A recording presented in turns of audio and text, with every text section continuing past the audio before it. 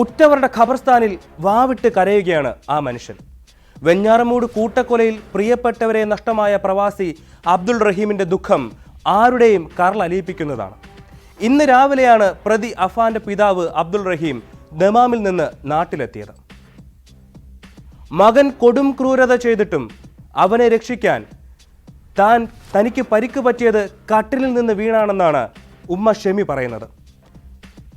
അബ്ദുൾ റഹീമിനോടും അവർ അതേ കാര്യം തന്നെ ആവർത്തിക്കുന്നുണ്ട്. അതേസമയം പ്രതി അഫാന്റെ മൊഴിയുടെ കൂടുതൽ വിശദാംശങ്ങൾ പുറത്തു വന്നിട്ടുണ്ട്. ആ വാർത്തയിലേക്കാണ് പോലീസ് പാട്രോൾ ആദ്യം. സ്വാഗതം.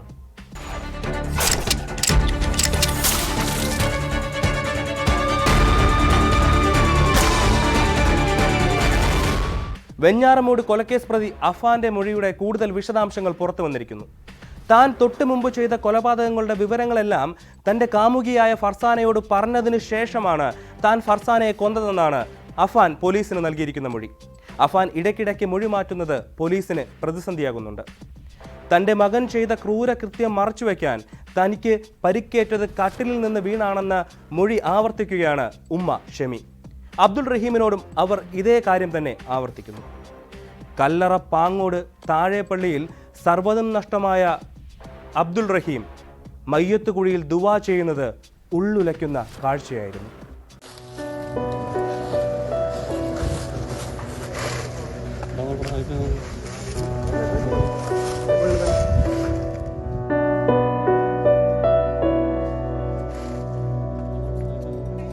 വെഞ്ഞാറമൂട് കൂട്ടക്കൊലക്കേസ് പ്രതി അഫാന്റെ വാപ്പ അബ്ദുൾ റഹീം രാവിലെ 7:45 തിരുവനന്തപുരം വിമാനത്താവളത്തിലെത്തിയത്. പിന്നീട് ആദ്യം കണ്ടത് വെഞ്ഞാറമൂട് ഗോകുലം മെഡിക്കൽ കോളേജിൽ ചികിത്സയിലുള്ള ഭാര്യ ഷെമിയെ. റഹീമിനോടും മകന്റെ തെറ്റ് മറച്ചുവെച്ചുകൊണ്ടാണ് ഷെമി സംസാരിച്ചത്. കട്ടിലിൽ നിന്ന് വീണാണ് പരിക്ക് പറ്റിയതെന്ന് അവർ ആവർത്തിച്ചു. ഇളയ മകനടക്കം ഉറ്റവർക്കുണ്ടായ ദുരന്തം ഇനിയും ഷെമി അറിഞ്ഞിട്ടില്ല.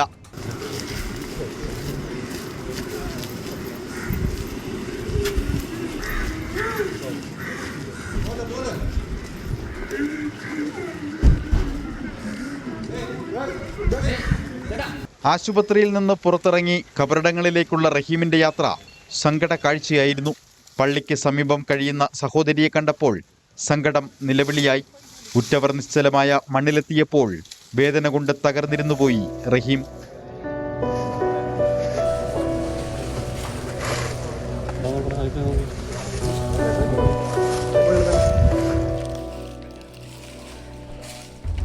ഇക്കാമ കാലാവധി കഴിഞ്ഞതിനാൽ ഒരുപാട് സുമനസുകളുടെ കാരുണ്യത്തിലാണ് റഹീമിന് നാട്ടിലെത്താനായത്.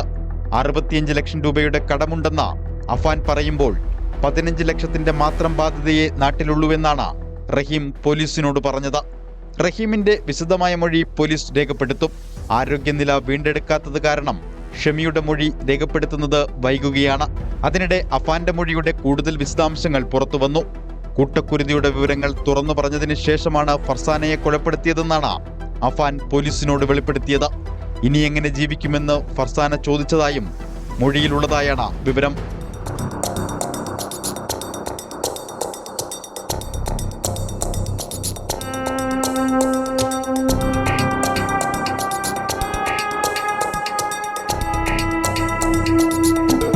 ന്യൂസ് 18 തിരുവനന്തപുരം. കുടുംബ പ്രശ്നങ്ങളെ തുടർന്നുള്ള കൂട്ട ആത്മഹത്യകൾ വർദ്ധിക്കുകയാണ്. കോട്ടയം ഏറ്റുമാനൂരിൽ അമ്മയും 2 പെൺമക്കളുമാണ് ട്രെയിനിന് മുന്നിൽ ചാടി ആത്മഹത്യ ചെയ്തിരിക്കുന്നത്. ഏറ്റുമാനൂർ പാറോലിക്കൽ സ്വദേശിനിയായ ഷൈനിയും അവരുടെ മക്കളായ അലീന, ഇവാനിയ എന്നിവരാണ് മരിച്ചത്. ഭർത്താവുമായുള്ള കുടുംബ പ്രശ്നമാണ് ആത്മഹത്യക്ക് കാരണമെന്നാണ് പ്രാഥമിക നിഗമനം.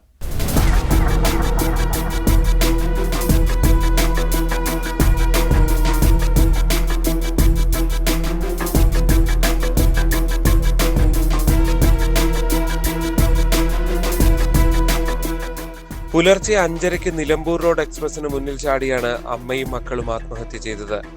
ട്രെയിൻ എത്തിയപ്പോൾ ഇവർ ട്രാക്കിലേക്ക് കയറി നിൽക്കുകയായിരുന്നു. ഹോൺ അടിച്ചെങ്കിലും ഇവർ മാറിയില്ലെന്ന് ലോക്കോ പൈലറ്റ് റെയിൽവേ പോലീസിനെ അറിയിച്ചു.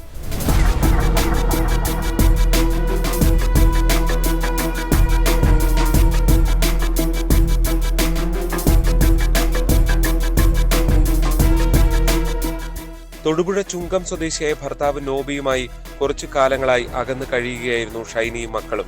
ഇയാൾ ക്രൂരമായി പീഡിപ്പിച്ചിരുന്നതായി ബന്ധുക്കൾ പോലീസിനെ അറിയിച്ചു. രാവിലെ പള്ളിയിൽ പോകുന്നുവെന്ന് പറഞ്ഞാണ് ഏറ്റുമാനൂരിലെ വീട്ടിൽ നിന്നും ഇവർ ഇറങ്ങിയത്. ഇവരുടെ മകൻ എഡ്വിൻ കൊച്ചിയിലെ സ്പോർട്സ് സ്കൂളിൽ 9ാം ക്ലാസ് വിദ്യാർത്ഥിയാണ്. അലീനയും ഇവാനയും തെള്ളകം ഹോളി ക്രോസ് വിദ്യാലയത്തിലെ വിദ്യാർത്ഥികളാണ്. ഏറ്റുമാനൂർ പോലീസ് എത്തി മൃതദേഹം ആശുപത്രിയിലേക്ക് മാറ്റി.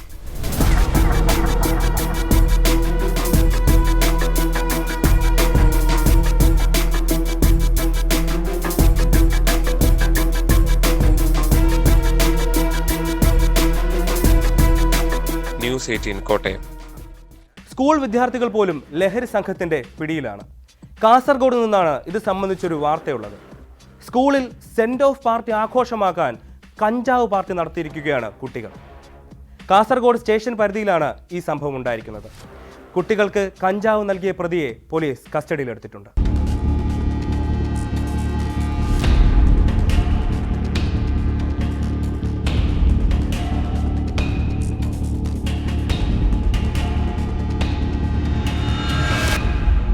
കഞ്ചാവ് ഉപയോഗിക്കുകയും കൈവശം വയ്ക്കുകയും ചെയ്തതിന് സ്കൂൾ വിദ്യാർത്ഥികളുടെ സോഷ്യൽ ബാക്ക്ഗ്രൗണ്ട് റിപ്പോർട്ട് പോലീസ് തയ്യാറാക്കി. വിദ്യാർത്ഥികൾക്ക് കഞ്ചാവ് വിൽപ്പന നടത്തിയ കളനാട് സ്വദേശി കെ സമീറിനെ അറസ്റ്റ് ചെയ്തു. NDPS act, juvenile justice act എന്നിവ പ്രകാരമാണ് ഇയാൾക്കെതിരെ കേസെടുത്തിരിക്കുന്നത്. പിടികൂടുന്നതിനിടെ സമീർ പോലീസിനെ ആക്രമിക്കുകയും ഭക്തശൈവൻ എന്ന പോലീസുകാരന് പരിക്കേൽക്കുകയും ചെയ്തിരുന്നു. സ്കൂൾ വിദ്യാർത്ഥികൾ ലഹരി ഉപയോഗിക്കുന്നുവെന്ന രഹസ്യവിവരത്തിന്റെ അടിസ്ഥാനത്തിലായിരുന്നു പോലീസ് പരിശോധന.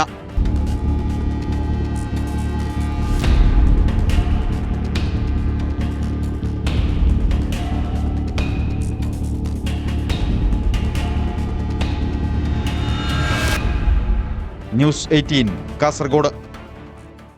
കോഴിക്കോട് താമരശ്ശേരിയിൽ സ്കൂൾ വിദ്യാർത്ഥികൾ തമ്മിലടിച്ചു. ട്യൂഷൻ സെന്ററിലെ സെൻഡ് ഓഫ് പാർട്ടിക്കിടെയാണ് കുട്ടികൾ തമ്മിൽ അടിപിടി ഉണ്ടായത്. ഈ അടിപിടിയിൽ 10ാം ക്ലാസ് വിദ്യാർത്ഥിക്ക് തലയ്ക്ക് സാരമായി പരിക്കേറ്റു. വട്ടോളി MJHS സ്കൂളിലെ വിദ്യാർത്ഥി മുഹമ്മദ് ഷഹബാസ് ആണ് തലയ്ക്ക് പരിക്കേറ്റ് ചികിത്സയിലുള്ളത്. സംഭവത്തിൽ സമഗ്രമായ അന്വേഷണം വേണമെന്നാണ് കുട്ടിയുടെ പിതാവിന്റെ ആവശ്യം.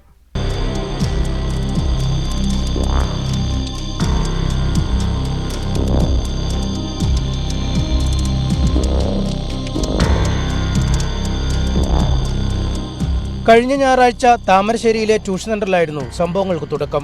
Elettil Vattoli MJ higher secondary സ്കൂളിലെയും താമരശ്ശേരി ഹയർ സെക്കൻഡറി സ്കൂളിലെയും വിദ്യാർത്ഥികളാണ് ട്യൂഷൻ സെന്ററിൽ പഠിച്ചിരുന്നത്. ഫെയർവെൽ പരിപാടിയിൽ നൃത്തം ചെയ്തപ്പോൾ ഒരു വിഭാഗം കൂകി വിളിച്ചു. തുടർന്ന് ഇരുപക്ഷവും തമ്മിൽ വാക്കേറ്റമുണ്ടായി. അധ്യാപകർ ഇടപെട്ടാണ് പ്രശ്നം പരിഹരിച്ചത്. പിന്നീട് ഇരു സ്കൂളിലെയും വിദ്യാർത്ഥികൾ വാട്സാപ്പ് ഗ്രൂപ്പുകൾ തുടങ്ങി സജീവമായി ചർച്ച നടത്തി. ഇന്നലെ വീണ്ടും ട്യൂഷൻ സെന്ററിൽ വിദ്യാർത്ഥികൾ സംഘടിക്കുകയും വാക്കേറ്റം കയ്യാങ്കളിയിലേക്ക് വഴിമാറുകയുമായിരുന്നു.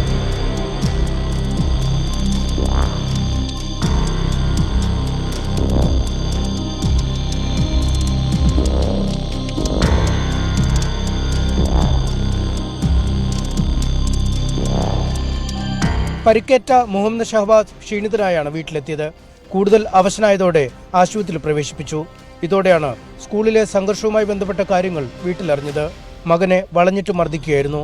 കുട്ടികൾ വഴക്കുകൂട്ടുമ്പോൾ ഉണ്ടാകുന്ന പരിക്കുകളല്ല ശരീരത്തിൽ ഉണ്ടായിരുന്നത്. സംഭവത്തിൽ സമഗ്ര അന്വേഷണം വേണമെന്നും പിതാവ് ആവശ്യപ്പെട്ടു.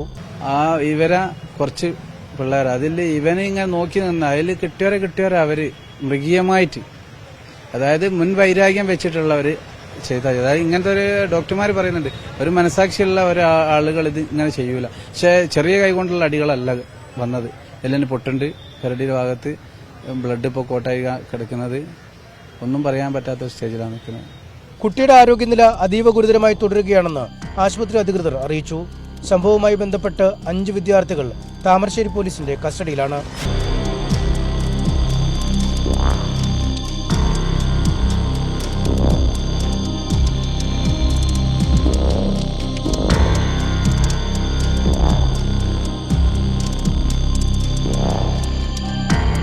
ന്യൂസ് 18 കോഴിക്കോട്. നെയ്യാറ്റിങ്കര വാഴിച്ചൽ കോളേജിൽ വിദ്യാർത്ഥിക്ക് ക്രൂരമർദ്ദനം. 1ാം വർഷ BCom വിദ്യാർത്ഥിയായ ആദിഷനാണ് ക്രൂരമായി മർദ്ദനമേറ്റത്. മർദ്ദനത്തിന്റെ ദൃശ്യങ്ങളും പുറത്തു വന്നു കഴിഞ്ഞു. സംഭവത്തിൽ 6 വിദ്യാർത്ഥികളെ കോളേജ് സസ്പെൻഡ് ചെയ്തിട്ടുണ്ട്.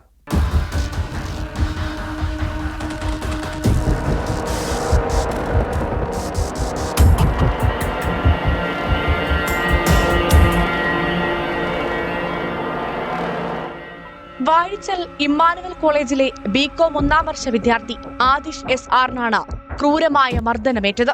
ജിതിൻ എന്ന വിദ്യാർത്ഥിയുടെ നേതൃത്വത്തിലായിരുന്നു മർദ്ദനമെന്ന് ആദിഷിന്റെ പിതാവ് ശ്രീകുമാർ ആര്യങ്കോട് പോലീസ് സ്റ്റേഷനിൽ നൽകിയ പരാതിയിൽ പറയുന്നു. കഴിഞ്ഞ ദിവസം ഉച്ചയ്ക്കായിരുന്നു മർദ്ദനം. മാസങ്ങൾക്ക് മുൻപ് ജിതിനും മറ്റൊരു വിദ്യാർത്ഥിയുമായി കോളേജ് പരിസരത്ത് വെച്ച് വാക്കേറ്റവും കയ്യാങ്കളിയും നടന്നിരുന്നു. ഈ വിഷയത്തിൽ അന്ന് ആദിഷ് ഇടപെട്ടതിനുള്ള വൈരാഗ്യമാണ് ആക്രമണത്തിന് പിന്നിലെന്നാണ് പറയുന്നത്.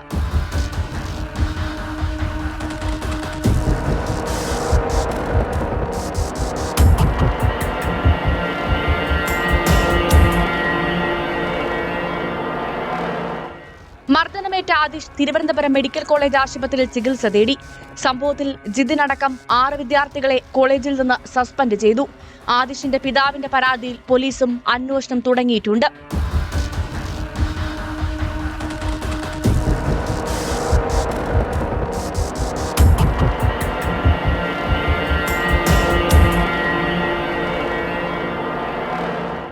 ന്യൂസ് 18 നെയ്യാറ്റിൻകര. കായിക താരമായ പെൺകുട്ടിയുടെ നഗ്നചിത്രം പ്രചരിപ്പിക്കുമെന്ന് ഭീഷണിപ്പെടുത്തിയ കേസിൽ പരിശീലകൻ പോലീസ് പിടി. റിട്ടയർഡ് കായികാധ്യാപകൻ ടോമി ചെറിയാനെയാണ് തിരുവമ്പാടി പോലീസ് അറസ്റ്റ് ചെയ്തത്. പ്രതിക്കെതിരെ IT ആക്ട് പ്രകാരമാണ് കേസ് രജിസ്റ്റർ ചെയ്തത്.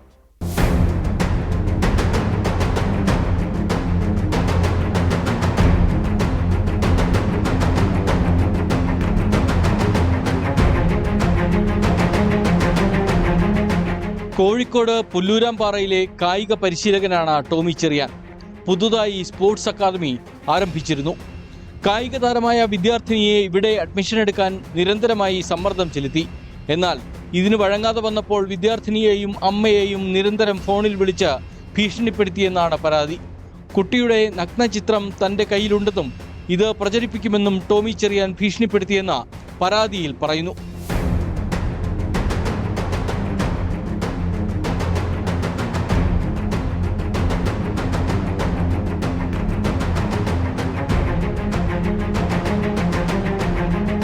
പരാതിയിൽ IT ആക്ട് പ്രകാരമാണ് തിരുവമ്പാടി പോലീസ് കേസെടുത്തത്.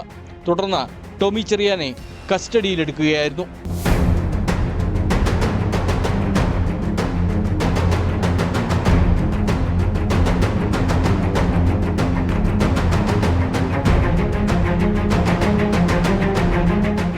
ന്യൂസ് 18 മുക്കം. സ്ത്രീകൾക്ക് എവിടെയും സുരക്ഷിതത്വമില്ല എന്നതാണ് സ്ഥിതി. കോഴിക്കോട് ചികിത്സയ്ക്കെത്തിയ യുവതിക്ക് നേരെ ലൈംഗികാതിക്രമം നടത്തിയ കേസിൽ മർമ്മ ചികിത്സാ കേന്ദ്രത്തിന്റെ ഉടമ പിടിയിലായി. ചാത്തമംഗലം കൈരളി മർമ്മ ചികിത്സാ കേന്ദ്രത്തിന്റെ ഉടമ അരുൺകുമാറിനെയാണ് കുന്നമംഗലം പോലീസ് അറസ്റ്റ് ചെയ്തത്.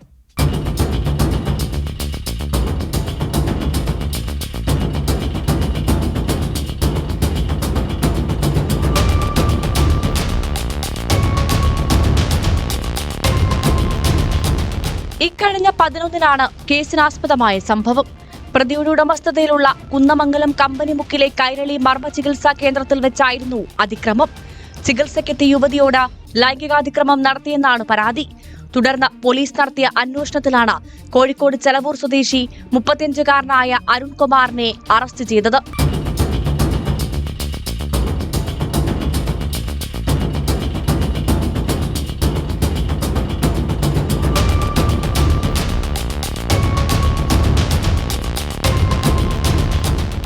കുന്നമംഗലം പോലീസ് സ്റ്റേഷനിലെ SI-മാരായ ബൈജു, നിതിൻ, SCPO സജിത്ത്, CPO അഖിൽ എന്നിവർ ചേർന്നാണ് പ്രതിയെ കസ്റ്റഡിയിലെടുത്തത്.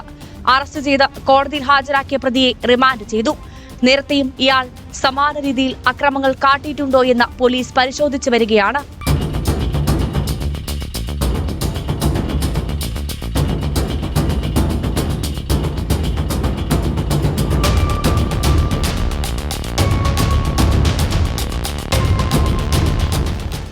ന്യൂസ് 18 മുക്കം. വിദേശത്ത് ജോലി വാഗ്ദാനം ചെയ്ത് പണം തട്ടിയ കേസിൽ പോലീസ് ഇൻസ്പെക്ടറെയും സ്ഥാപന ഉടമയായ വനിതയെയും അറസ്റ്റ് ചെയ്തു. തോപ്പുംപടി പോലീസ് സ്റ്റേഷനിലെ ഇൻസ്പെക്ടറായിരുന്ന CP സജയനെയാണ് പോലീസ് അറസ്റ്റ് ചെയ്തത്. സ്ഥാപന ഉടമയായ പ്രീതി മാത്യുവിന്റെ അറസ്റ്റിന് പിന്നാലെയാണ് CP സജയനെ പോലീസ് അറസ്റ്റ് ചെയ്തത്.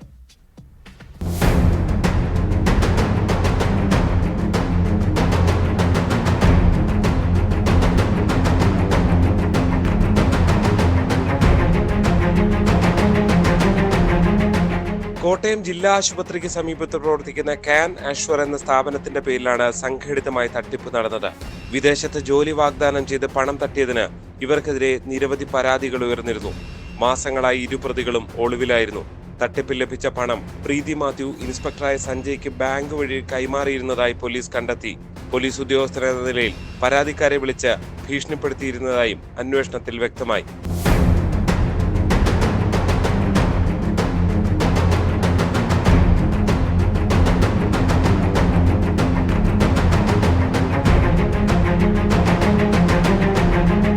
ഇതോടെയാണ് ഇൻസ്പെക്ടറെ പിടികൂടിയത്. കോട്ടയം വെസ്റ്റ് SHO പ്രശാന്ത് കുമാറിന്റെ നേതൃത്വത്തിലുള്ള പോലീസ് സംഘമാണ് ഇവരെ അറസ്റ്റ് ചെയ്തത്. പ്രീതി മാത്യുവിന് കോട്ടയം വെസ്റ്റ് സ്റ്റേഷനിൽ 9 കേസുകളും ജില്ലയിലെ മറ്റു പല സ്റ്റേഷനുകളിലായി 5 കേസുകളും ഉൾപ്പെടെ 14 കേസുകൾ നിലവിലുണ്ട്. കോടതിയിൽ ഹാജരാക്കി ഇരുവരെയും റിമാൻഡ് ചെയ്തു. കൂടുതൽ പരാതികളുള്ളതിനാൽ കേസിന്റെ തുടരന്വേഷണം ജില്ലാ ക്രൈംബ്രാഞ്ചിന് കൈമാറി.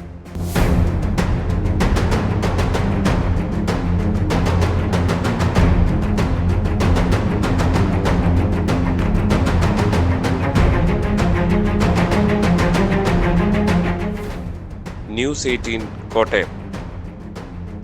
മലപ്പുറം പൊന്നാനിയിൽ SIയെ കാറിടിപ്പിച്ച് പരിക്കേൽപ്പിച്ച കേസിൽ പ്രതി പിടിയിൽ. വെളിയങ്കോട് കൊളത്തേരി സ്വദേശി സാദിഖിനെ ചാവക്കാട് നിന്നാണ് പിടികൂടിയത്. ചാവക്കാട് പോലീസിന്റെ സഹായത്തോടെയാണ് പ്രതിയെ വലയിലാക്കിയത്.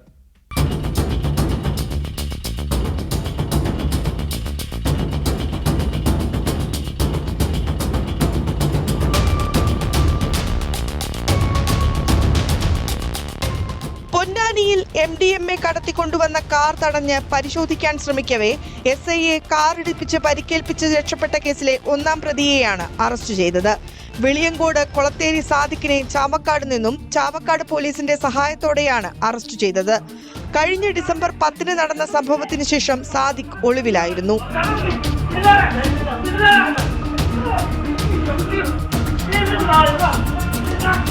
പൊന്നാനി പോലീസ് ഇൻസ്പെക്ടർ ജലീൽ കറുത്തേടത്തിന്റെ നേതൃത്വത്തിലുള്ള പ്രത്യേക അന്വേഷണ സംഘമാണ് പ്രതിയെ പിടികൂടിയത്. രഹസ്യ വിവരത്തെ തുടർന്നുള്ള നിരന്തര നിരീക്ഷണത്തിന് ശേഷമാണ് പ്രതിയെ പിടികൂടാനായത്. പൊന്നാനി കോടതിയിൽ ഹാജരാക്കിയ പ്രതിയെ റിമാൻഡ് ചെയ്ത് തവനൂർ സെൻട്രൽ ജയിലിലേക്ക് അയച്ചു.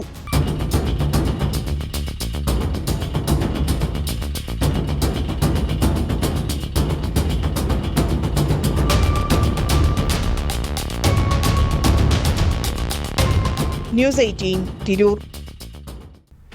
കൊല്ലം കുന്നിക്കോട് വയോധികയുടെ കാതു പറിച്ച് കമ്മലും കഴുത്തിൽ നിന്ന് മാലയും കവർന്ന കേസിലെ പ്രതി പിടിയിലായി. പോരുവഴി സ്വദേശി 32-കാരനായ പ്രജിത്തിനെയാണ് പോലീസ് അറസ്റ്റ് ചെയ്തത്. കഴിഞ്ഞ മാസം 25-നാണ് മോഷണം നടന്നത്.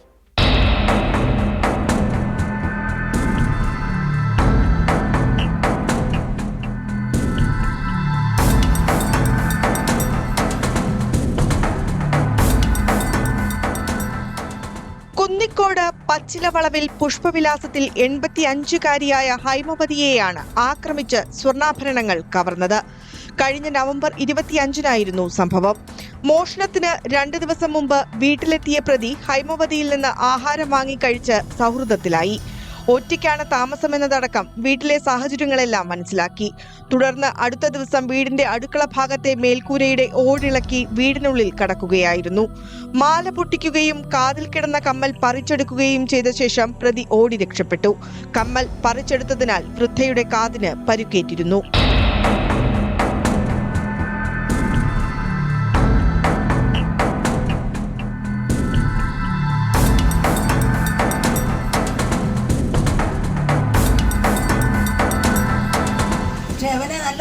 കണ്ടില്ലേ സാറേ, രാത്രിയിലും അവനെ നല്ല ഭംഗിയായിട്ട് കണ്ട്.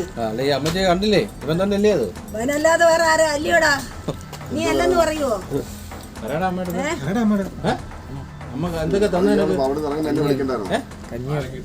കുന്നിക്കോട് SHO ഗോപകുമാറിന്റെ നേതൃത്വത്തിലുള്ള പോലീസ് സംഘമാണ് പ്രതി പോരുവഴി സ്വദേശി പ്രജിത്തിനെ അറസ്റ്റ് ചെയ്തത്. പ്രതിയെ ഹൈമവതിയുടെ വീട്ടിലെത്തിച്ച് തെളിവെടുപ്പ് നടത്തി. പ്രജിത്ത് കൊല്ലം, പത്തനംതിട്ട, ആലപ്പുഴ ജില്ലകളിലെ പോലീസ് സ്റ്റേഷനുകളിൽ മോഷണം ഉൾപ്പെടെ നിരവധി കേസുകളിൽ പ്രതിയാണെന്ന് കുന്നിക്കോട് പോലീസ് പറഞ്ഞു. കോടതിയിൽ ഹാജരാക്കിയ പ്രതിയെ റിമാൻഡ് ചെയ്തു.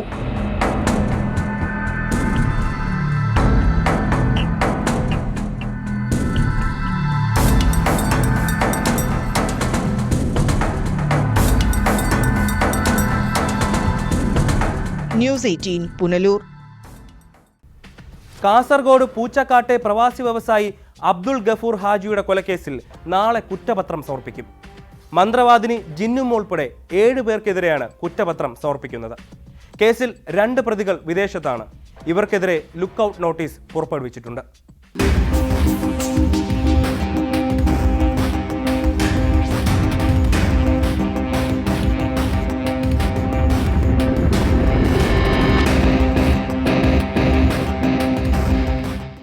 പൂച്ചക്കാട്ടെ പ്രവാസി വ്യവസായി അബ്ദുൽ ഗഫൂർ ഹാജിയെ കൊലപ്പെടുത്തിയ കേസിൽ ശനിയാഴ്ച കുറ്റപത്രം സമർപ്പിക്കും. ജിന്നുമ്മയും ഭർത്താവും ഉൾപ്പെടെ 7 പ്രതികൾക്കെതിരെയുള്ള കുറ്റപത്രമാണ് DCRB ഡിവൈഎസ്പി ജോൺസൺ സമർപ്പിക്കുന്നത്. കേസിൽ വേഗത്തിൽ അന്വേഷണം പൂർത്തിയാക്കി 3 മാസത്തിനകമാണ് കുറ്റപത്ര സമർപ്പണം. ഹോസ്ദുർഗ് 1-ാം ക്ലാസ് മജിസ്ട്രേറ്റ് കോടതി 1-ലാണ് കുറ്റപത്രം സമർപ്പിക്കുക. 2 പ്രതികൾ വിദേശത്താണ്. ഇവർക്കെതിരെ ലുക്കൌട്ട് നോട്ടീസ് പുറപ്പെടുവിച്ചിട്ടുണ്ട്. മാങ്ങാട് കൂളിക്കുന്നിലെ ക്വാർട്ടേഴ്സിൽ താമസിക്കുന്ന ഉബൈസ്, ഭാര്യ ജിന്നുമ്മ എന്ന ഷമീന, പൂച്ചക്കാട് സ്വദേശികളായ അസ്രിഫ, സൈഫുദ്ദീൻ ബാദുഷ, ഷമാസ്, മധൂർ കൊല്ലിയിലെ ആയിഷ, മൗവലിലെ ഉബൈസ് എന്നിവരാണ് പ്രതികൾ. 1 മുതൽ 3 വരെയുള്ള പ്രതികൾക്കെതിരെ കൊലപാതക കുറ്റമാണ് ചുമത്തിയിരിക്കുന്നത്.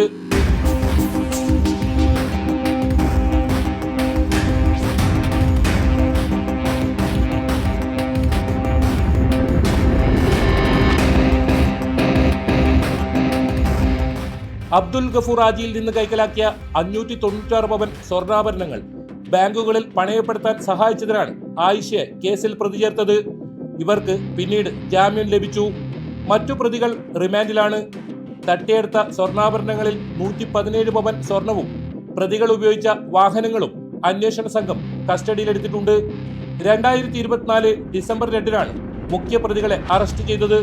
ദൃക്സാക്ഷികളില്ലാത്ത കേസിൽ ശാസ്ത്രീയ തെളിവുകളുടെ അടിസ്ഥാനത്തിലാണ് അന്വേഷണം പൂർത്തീകരിച്ചത്. 2023 ഏപ്രിൽ 14 രാത്രിയിലാണ് അബ്ദുൽ ഗഫൂർ ഹാജി കൊല്ലപ്പെട്ടത്. തല ചുമരിലിടിച്ചാണ് ഗഫൂർ ഹാജിയെ കൊലപ്പെടുത്തിയത്.